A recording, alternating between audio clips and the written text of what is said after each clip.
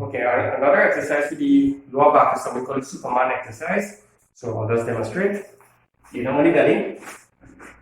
Yeah. And you can make the exercise more and more intense depending on where you have the arms. So for the least intense form, or least intense variation, here, hands are here. Lift the head, and lift the torso, and lift the legs. And down. And down. Okay, as you get stronger, you put the hand here.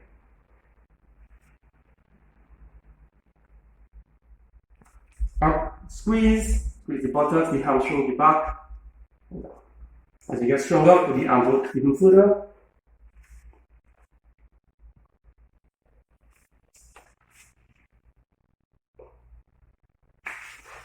Okay, so that's the Superman exercise. Again, that works the lower back and the buttocks very effectively.